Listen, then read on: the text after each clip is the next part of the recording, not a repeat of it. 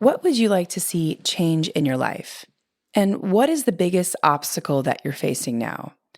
I run a 5-week program at the Inner Knowing School for serious individuals who are ready to take the next step in their personal and professional lives. I will personally be coaching a small group of individuals, a number of practical tools and frameworks for creating an intuition practice and for self mastery. You can find more at theinnerknowingschool.com.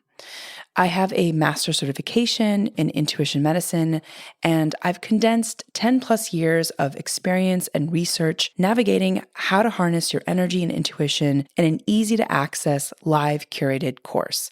Now, as someone who's helped countless creatives, entrepreneurs, and many who are just plain stuck, open doors of possibility they never thought existed, I've seen this strategy transform people's inner states and external reality. And the best part is that you'll skyrocket your output and unlock your creative genius.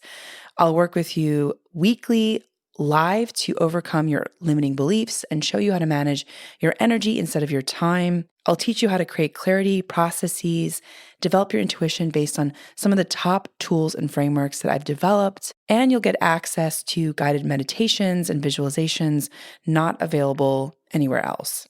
This method is so effective that even if you don't have that much time, or if you think that you might not be ready, this will work for you. You can check out the link in the show notes to join the waiting list, and you can check out what past clients had to say about the program. Wishing you all many blessings ahead. I'd like to thank our sponsors, Blood Moon Box, a monthly subscription box service for period pads and tampons to help support all humans who have a cycle for that time of the month, and no need to run to a store to mix and match period supplies that don't cater to the entire ebbs and flows of your cycle. There are 2 box options based on your cycle, light and medium, and then heavy. And in addition to the period products, you'll also receive PMS herbal teas, a candle, and some other items for your time of the month. You can reserve a box by navigating to bloodmoonbox.com. And bloodmoonbox.com is on a mission to destigmatize the idea of period blood. At Blood Moon Box, they believe that it is the time to honor the enchanting magic within every person who has a cycle. So join us in embracing the magic of your cycle with Blood Moon Box. Hi, my name is Yasmin Tarehi, and this is Gateways to Awakening, where we host one-on-one conversations with leading experts in wellness, well-being, and spirituality. On today's episode, I'll be speaking with Elizabeth Ralph, a thought leader in the financial and money energetic space. Elizabeth helps her students become savvy, aligned investors by changing their stories and relationship with money and creating sustainable wealth strategies of their own. And her journey began several years as a financial trader. And in her successful, high-stress dream career, she realized most people have not lived in the way they want because they've been under the spell that freedom is something you're given, not something you define. I'm so excited to welcome Elizabeth to the show. She's been highly recommended by so many previous guests, and I've also listened to many of her podcasts, and she's just an absolute has an incredible mindset when it comes to money and the spirituality of money, really. So to kick it off, welcome to the show, Elizabeth. Oh my gosh, thank you so much. This is absolutely amazing just to be here and sharing the space with you and all of your amazing listeners. Oh, thank you, Elizabeth. So to kick it off, what does money mean to you? Oh gosh. Money means to me ease, empowerment, and expansiveness. I think those 3 things. I think I've always been connected to money in a kind of a different way. I say sometimes that I can feel money. And I think, one of the things that I love helping other people do is to realize that it's not different from a lot of the other things that bring you joy and bliss and all of that. It's actually, it's a frequency that we have felt, but it's a frequency that sometimes is hard for us to hold on to because of our prior conditioning. But it feels like ease to me. Wow. So I want to double click on that because that's not something most people, I think, in mainstream culture think about when they think of money. There's sort of a lack mentality, a scarcity mentality around it. So, talk a little bit more about what that means to you and like when you started feeling that sense of ease and expansiveness. I really want to understand that because I think conceptually there's so many associations where it's like the opposite is true for many people. They feel a sense of deprivation, right? And contraction. So, yeah, I'd love to learn more about how you started associating these ideas with money. Well, I think that people want to feel closer to money than they really are. But I think that the way that we've been taught to handle money is it gets in the way. And I think, if you look at, we were mainly taught that you needed someone to help you manage your money. You needed someone to teach you how to do all of these high level things. And I think that money has been made to be really complex. I think one of the reasons that I feel at ease with money is that I've never seen it as being anything complex. And I think the more that we really bring it down to earth, so to speak, and like really ground in with money, then I think that we get to take this fictitious layer off of money that doesn't really belong anymore. We don't live in a society where investing is held behind a veil anymore. It's accessible to everyone. It's just that, so I would say that the technology and the world around us has actually caught up more so than our mental aspect of money. Mm, fascinating. And so, what about, people who right now are having difficulty making or managing money? What would you say to them? Just like some simple ways maybe to get started or even just shift their mindset? Well, I'll tell you because, I worked in the financial industry for a lot of years, and then I've been running my own program for about 4 years. And so, what this has done is it's allowed me to sort of extract the data, like to really, really look at like what's bothering people, like what are they asking, what's holding people back. And one of the number one things that I hear is that people don't invest and build wealth because number one is they don't feel like they know enough. And the second thing is that people feel like they don't have enough money to start. And so, just touching, on the second one, it's kind of ironic because, like, not having enough money to start building money, well, investing is what builds money. So, we saw this definitely during the pandemic when, the net worth of billionaires quadrupled because they don't rely on earned income. They rely on assets to build their wealth, which is, things that they've already set up that are basically making money for them. So, I think that for people who find it difficult to get started, what I really teach people is it's not that it's that there's anything out there that's difficult. I mean, honestly, you can look up how to open an investing account on Google. Like a lot of this stuff you can look up, but then you have to ask yourself, where's the gap? Why aren't people doing it? Well, I don't think that their current self identity supports them actually seeing themselves as someone who could do this. So I don't actually think it's lack of knowledge. I think it's a lack of willingness to break the old connection to the self identity, which then would allow in the new self identity of someone who has, I would say, a different standard. They kind of have draw the line in the sand and say, well, I'm no longer going to be reliant solely on earned income.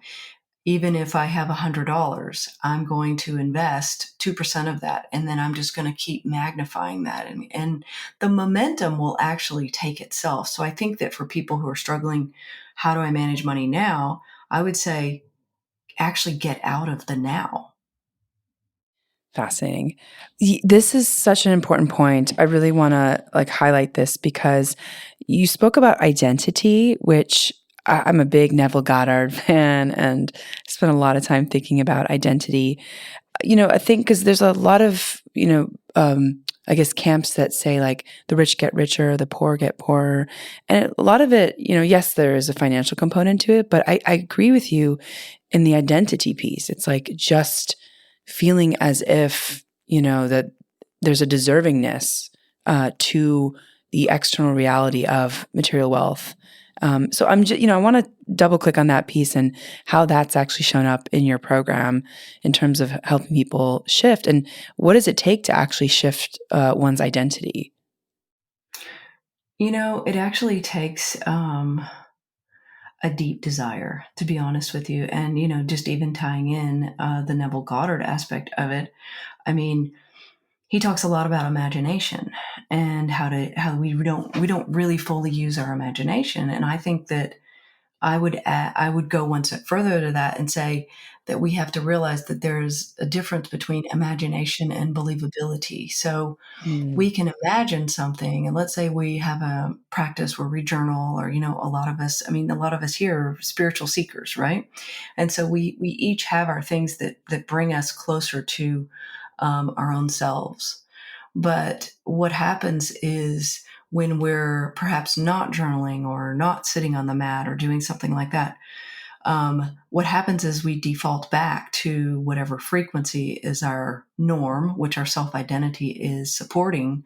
And we don't actually carry the energetic believability to inhabit a different frequency for more of the time. So if you think about it in terms of when you really, really believe something, like you have it with a knowingness. Like for me, when I was 29, I set a goal that I was going to be making six figures by the time I was 30. Well, I think I was a temporary contractor at the time. There was no valid, call it realistic reason that I would have been able to achieve that.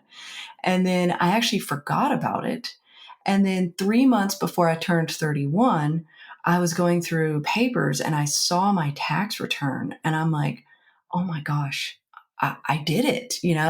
And so I had such a deep knowingness, though, that it was like I didn't need to figure out the how. I was able to let that go. And it was the believability that carried it. So that existed. If you're talking about the quantum field, that existed on a higher frequency because it was imagination backed by believability, backed by, again, allowing it.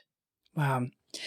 This is fascinating. And you also retired at the age of 39, which is like really not that much more time from 30. So I imagine you had to make massive strides to go from that to also retirement. So I love the idea also of this energetic believability. And I think that's the hardest part, right? It's not an intellectual exercise. It's about a knowingness, and that has a lot to do with trust rather than the mind finding, logical answers.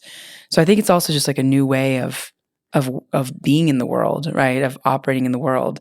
But yeah, I'd love to learn a little bit more about how you also retired at 39, um, and your journey.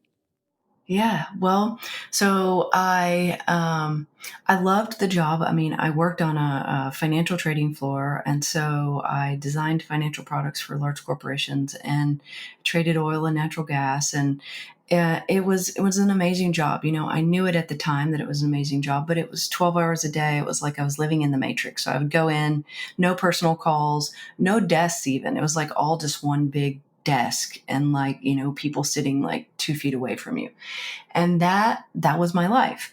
Well, I knew that I didn't want to be doing that, say, in 15 years, right? So I knew that I was thinking, okay, by my mid 40s, I'm like, I don't want to be freaking doing this. So what I did is I said, okay, can I basically buy my way out of it? And so I used a few different things. So and here's something that I think your listeners can get started on right now, is that most people think that in order to build wealth, there's just one way to do it, and that's increase your income. Well, that's just like having one lever. You have more levers than that. You have your income, you also have cost of living, and then you also have investing.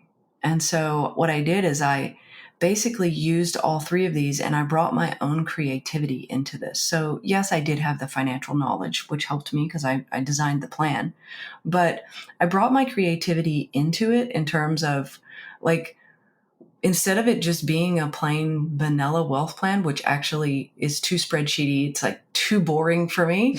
Um, I brought in my love of horses. And so I have always had a special connection to horses. And I knew that I wanted to help horses. And I had this like vision of, well, when I'm not working in corporate, I'll be helping all of these horses. Well, I didn't want to help them like, physically, like, cleaning out the stalls and stuff like that. I knew that I would be helping them on a financial level. So what I did is I said, I'm going to go ahead and get started. And that became part of the wealth plan. So then what I did after that is I started buying investment property. And then I actually opened one of the first Airbnbs in San Diego. I think it was the fourth one. Actually, I opened it before Airbnb existed, and they contacted me and said, "Can we please come to your house and take photos for you? And will you be on our website?" So Wow. I didn't even know that this was gonna even work, but it did.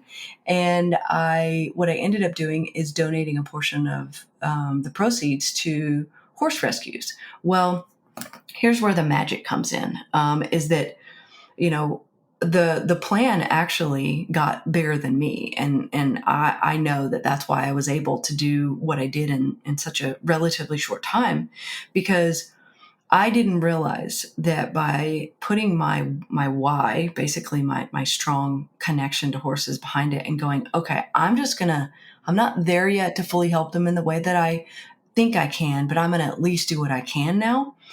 By doing that, I didn't realize that it would attract so many people from all over the world to the Airbnb. And then people were leaving envelopes of cash in the Airbnb saying, please give this to the horses. And it was amazing. I was meeting people all over the world. That is when you're allowing the universe to step in and also help with the wealth plan. And I think that that's kind of the magic sauce, if you will, that I try and help people get to, is bringing in who they are into it, but using the foundational wealth principles as kind of a structural guide. Wow, that's so powerful. I love that story. Just thinking about horses as well, and giving back. I mean, I think that feels like a part of wealth building that a lot of people don't talk about. The idea of giving to get, the idea of tithing, and I love that this is part of the story, that there's such a desire for also everyone in the field, right, of staying in your Airbnb to give back. How do you define wealth, right? Because wealth is very different than money and maybe even abundance. How do you define wealth, and then also how would you teach people how to build wealth when it comes to, you spoke about assets, cost of living, and investing. So I'm just curious, how do you define wealth, and then how would you create like the template for building it? Yeah, that's such a great question. I define wealth as money neutrality. And this is one of the concepts that I teach. And to me, this is the greatest opening to money. And that is, it's actually based on the spiritual principle of showing up needing nothing to receive all. So you know how, like, when let's say someone needs your help, they need to talk to you about something or whatever. The more you can sit down next to them and just truly be there for them unconditionally, like you're not bringing your own stuff into it, you're not trying to give them advice, you're not trying to, like, you have all these expectations. It's a very clean sort of conduit, right? And so to me, wealth works exactly the same way. And so when I am in full money neutrality, when I can actually step into a situation not needing anything, then, and this, by the way, is why wealthy people just get exponentially wealthier, is because they can walk into situations with neutrality because they don't technically need the money. So I walk into it as, I'm very neutral on this. I don't need someone to make a decision one way or the other, which allows me to be fully present. That to me is wealth. And wealth isn't something that you just one day you're like, okay, I'm wealthy. And then I think people think that, just one day it's like you wake up and you're like, I'm wealthy and it's done. It's a bouncing ball, it's ever changing. I mean, when I retired, my cost of living, is very different than what it is now. I have horses now, they're more expensive. Than I didn't have horses then. I'm okay with that because I've adjusted. But you see what I'm saying? Like, you're constantly redefining your definition of wealth, but wealth for me is a feeling. And that feeling is always being able to show up in every single moment in full neutrality about it, no matter what the situation is. I mean, I've got remodels going on in my house, and I don't know if you've done remodels, but they always go over. Always. It's crazy. And so it definitely blows away my contractors when they think that they're going to have a conversation I'm going to be upset about. And I'm like, nope, you know what? It's fine. We'll make it up somewhere else, or we'll just move this around, whatever else. And they're like, really? That's amazing. Wow, Elizabeth. It's interesting because I think this topic is something I feel like a lot of people don't actually want to spend time understanding, right? Like they don't want to actually take a really close look at their financial wealth and health. And so I'm curious, what are some of the themes that you have seen people struggle with when it comes to actually taking a look, and then also what you've seen people struggle with when they come through your program? Well, I mean, I think you hit upon something huge there, which is that I don't think that people actually want to do this work because they don't know who they're going to be on the other side of it. So if you come into this thinking that being a multimillionaire is greedy or bad or something like that, then you can't have that true. You can have that in your imagination, but you can't have it in the believability spectrum. You can't have knowingness behind it. And so I think sometimes on paper people want to be wealthy, but I think people are actually really scared of who they could become if they were wealthy and what that means about them or what someone else would think about them. Therefore, they are energetically blocking it for an entire lifetime. So that's some of the work that we do and we go really deep on. And that really ties back into kind of what we talked about with the self identity, which is if you want to be wealthy, then you need to be okay breaking pretty much all the structures around you as you see them right now because you're going to need to. It's kind of like, the old school houses where they have like the axe in the glass box. Like nobody wants to break the glass and grab the axe, but like you're going to need to do that. Like you're not just going to get to pick up one or two couple of new habits and then suddenly become the multimillionaire because it's a completely different vibration. Right. Right. Wow. I'm sort of, yeah, and I'm sort of also this thinking about even the gender piece of this, which, we can go into it. We can, we can remove this question, but, I'm curious, because women have traditionally had less access to, I'd say, like senior leadership positions. And we can just kind of anecdotally see that play out, right? The people running many of the Fortune 500 companies, the distribution is heavily skewed towards male. So I'm sort of curious, do you see a distinction between women and men when they think about wealth and when they think about money in your own practice, and then also just, from a kind of mainstream perspective? I do. I see a lot of difference, and I think this might be a simple answer, but I think it's solid in terms of kind of what I've seen out there, which is there's a strong correlation between wealth and internal confidence. And so I think that creates its own gender bifurcation right there. There's also some role playing that is still going on, within relationships. I would say it's kind of a hangover effect of our previous generations, but because a lot of us were raised by parents who maybe one person stayed at home, or maybe one was the quote unquote breadwinner, and all that. So we saw these roles play out, but yet the whole entire world has changed around us. So we no longer get to buy a house for $50,000. We no longer get to have to support two kids on one income, right? Yet the gender roles are still there with that. And so now what I'm seeing is that even if you have two people working, there is still this role playing going on whereby um, one person could act weaker than they really are in order to make the other person feel more needed or maybe more in their power. And I see when I see women come into power with this and really, really take this on, I mean, honestly, no one can hold a candle to them. But so many of them think, well, this is not my role, or I haven't done this before, or what if I make a mistake? Like, I rarely hear men going into this, like, what if I make a mistake? But I hear that a lot Mm, from women. wow. Fascinating. That makes a lot of sense, just in terms of cultural norms. And so I have also been thinking about your coaching program and specifically the breakthrough that needs to happen in order to move to the next level.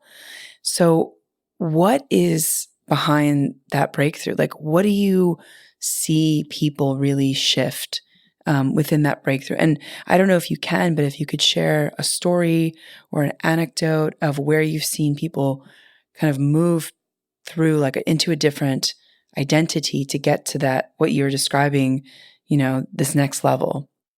Oh, it's such a beautiful question. Yeah. Um, the breakthroughs that I see, and from a 3D matrix level, they're going to be based on different things because everyone comes in at a different place. Like, some people who come into the program are like, they have a lot of fear. Some people come into it and what they're really needing is more clarity with money. And then some people are like, hey, I'm ready to get started with investing. It's a bit of a one-stop shop. And so I've designed it where it's not a linear, it's kind of like you come in as you come in. And I always encourage that too. I'm like, it's not about time, it's who are you right now? And I try and help people define where they are now from a place of non-judgment. And then there are no regrets. So that's one of the first things is full forgiveness, because you can't swim the river with a bag of rocks. And so have to let that go. But where I see I would say, just from a 50,000-foot level, the transformation point really occurs after um, someone has done something that they have been holding at arm's length distance for like a long time for whatever reason. Their mind has justified that they can't do that, or they don't want to do it, or they don't have time to do it. Now, it could seem on the outside like something small, like, buying a stock or something. But what happens is I see this shift where people have achieved that. Then what it does is it creates the 3D evidence for them, because all the answers are within them. I'm just a guide, right? And so it creates the 3D evidence that their mind has been looking for, to go, oh my gosh, like, I really can do this. Then what they shift into is they're seeing things more from the observer role. That's when you can actually get more into the advanced money principles that I was talking about with the money neutrality, because neutral is the observer. And so when you're able to actually look back in on your money self, and I hear it a lot, and I look for it with the students, because they go, oh, well, such and such happened today, and that would have really bothered me a week ago, but it doesn't bother me anymore. It's like not knowing themselves anymore. And then that's actually when you get into the accelerated factor, because, we talked about my timeline. I retired at 39. Well, I don't even think you need that much time, to be honest with you. I think that you could do what I did. I think anybody can do it in 3 to 4 years if they really, really want it and desire it, and they're willing to go deep and sort of look back in as that observer, because that's the greatest lens. That's when the lessons are given to you faster, if that makes sense. Right, right. Absolutely. I love that you talk about this nonlinear kind of component to this process, right? And because I think that we're so trained in culture to perceive things in a linear fashion. Oh, I have to work 30 years in order to get this type of, retirement. And what you're talking about really is like quantum leaps, right? And really shifting state so that you're experiencing just a completely different sense of self and a sense of reality. And that the piece about the observer is huge because I think a lot of us are so focused and fixated on the 3D, the material world, and we're not really able to perceive the 360 view of everything going on within us and in the external world. And that's fascinating.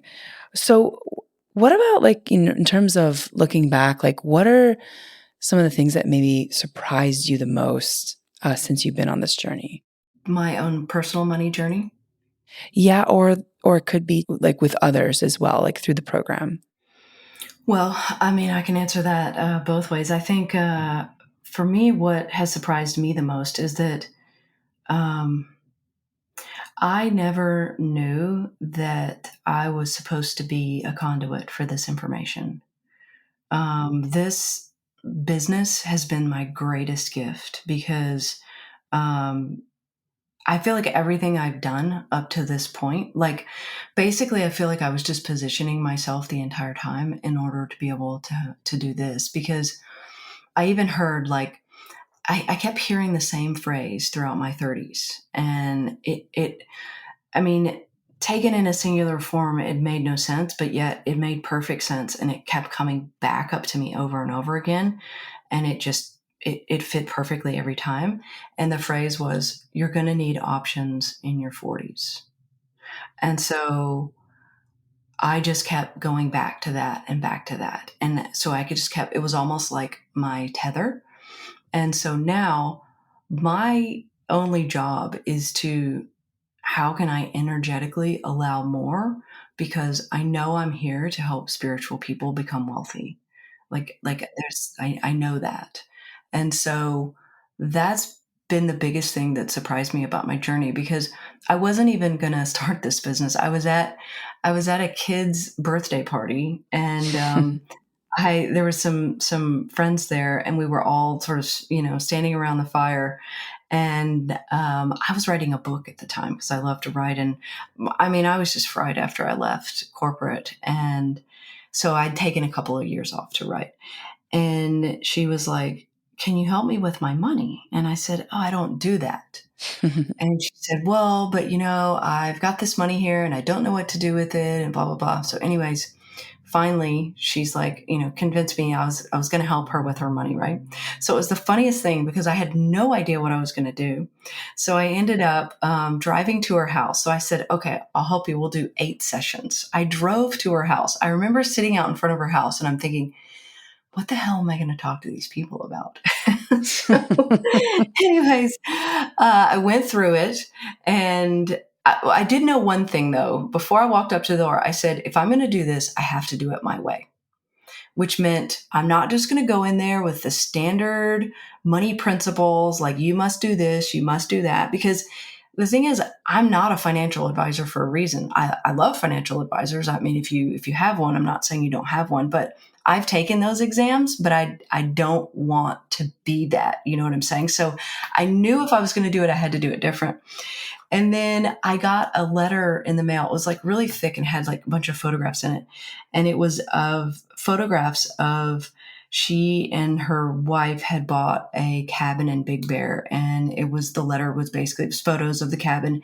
And it was, "You've changed our life because now our 2 children are going to get to grow up coming to this cabin on the weekends. And that's going to be like their memories." So I thought, well, if there's a sign from the universe, there it is. Right.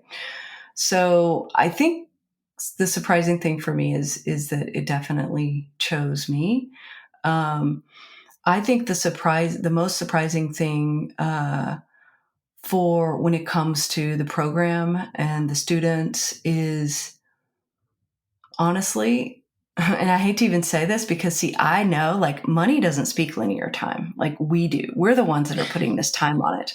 But like even me, I'm like, I mean, things happen fast. And I think that's what surprises me the most is that when I hear how quickly it's happening, and I feel so happy for them, and it's become like this big circle because their abundance becomes my abundance, and if you know what I mean, it's just like this whole, Mm, which is what wealth is. It's just we're just not completing the circle usually. right. Wow.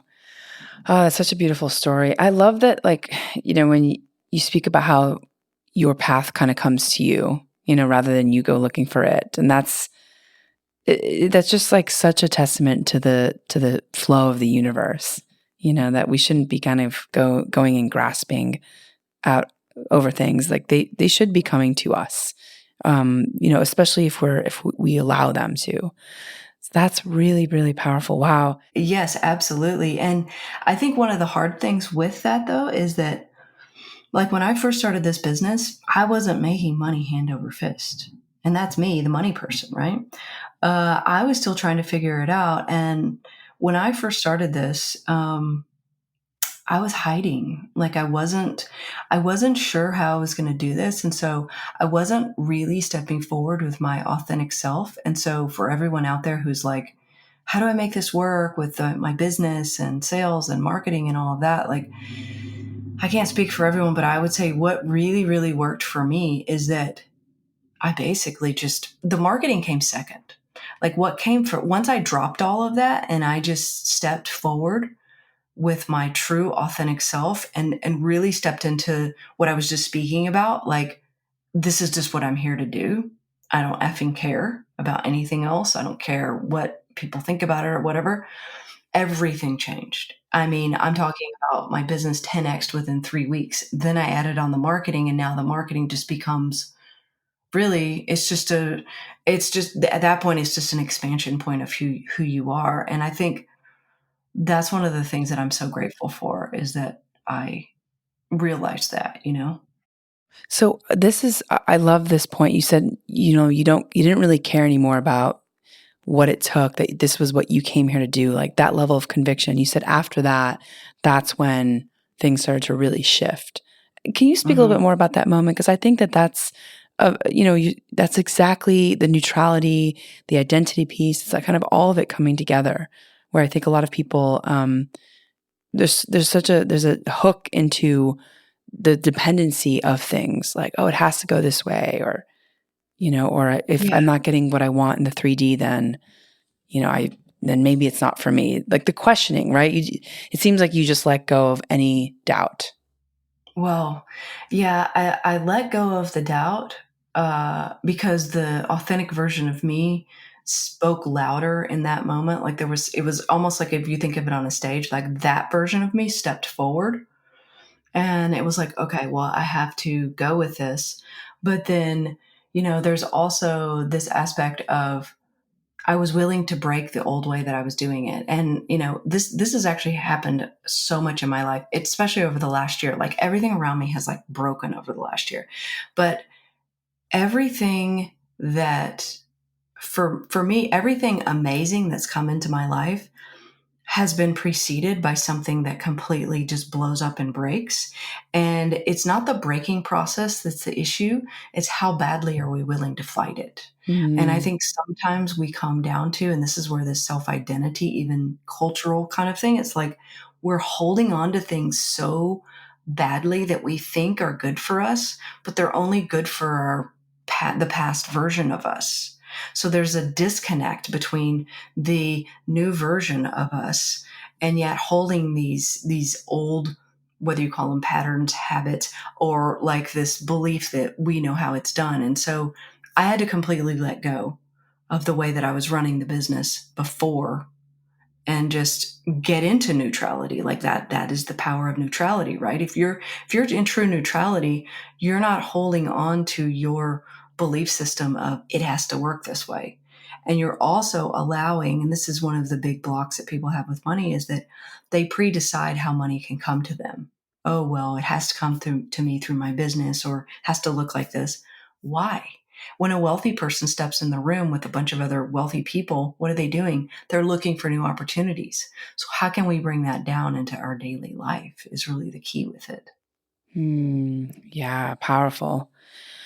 Wow. So Why do you think that this subject is important? And, why did you dedicate so much of your life and life force really to this work? You know, honestly, like it's kind of like I said before, I really didn't even think about it. I have always, I've always felt money. I've always had, like, I can feel the market. And the market is just a global representation of just, millions and millions of people making decisions in that moment. And so if you can feel energy, then you can feel money. And if you can feel money, you can feel decisions, you can feel the market, all of that. So um, it's really just a process of how can I translate this to other people? Because I think ultimately the greatest currency is energy.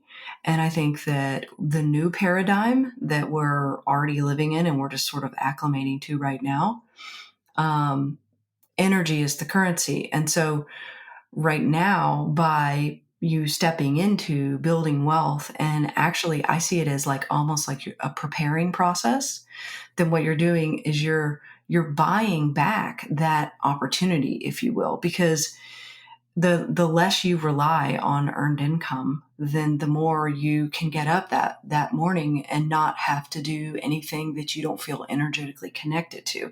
I think that's the wealth of the future. And the dollar wealth right now is available for those who are preparing for that. Right, right. Oh, I love that. Yeah. I like the idea of waking up and just, deciding where to put your energy as opposed to reacting really to life. So, what about kind of people, mentors, others who have maybe influenced you on this path? What other resources might be helpful for people who might want to get started in this, or people that you could recommend in terms of those that have just inspired you?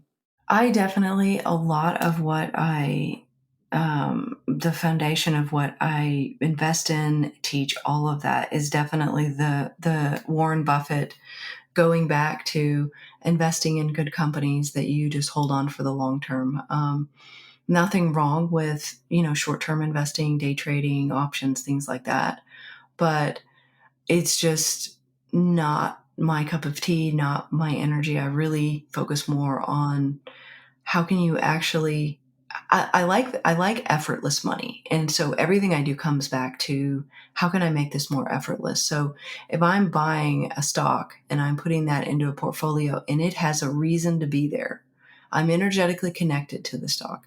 It has a reason to be there. It has its place. If there's an intention behind it, then I really don't need to worry about it anymore. It's kind of like that knowingness that I had about, okay, I was just going to be at six figures by the time I was 30. Like it's that same level of knowingness. So if you can actually apply that, which I would say that teacher is within you, it's like asking yourself, like, what do I need to clean up in order to have that knowingness about the thing that I'm about to invest in? So I would say that's probably number one. And I would say people who my go-tos definitely Alan Watts, Eckhart Tolle, Guru Jagat. I mean, she was one of the ones who helped me with the big shift in the business. Like, I just had a feeling that connecting with her, and she's the one who created Brahma Institute.